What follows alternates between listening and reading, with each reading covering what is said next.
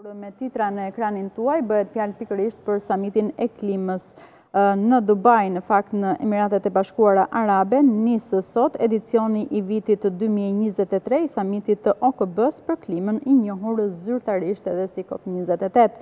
Në fakt mbi 180 vende krerët e shteteve dhe të qeverive nga e gjithë bota do të jenë të pranishëm.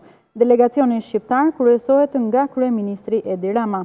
Kreu i qeverisë shqiptare u prit nga presidenti i Emirateve të Bashkuara Arabe Sheikh Mohammed bin Zayed Al Nahyan dhe po ashtu edhe Antonio Gutierrez, sekretari i përgjithshëm i OKB-s.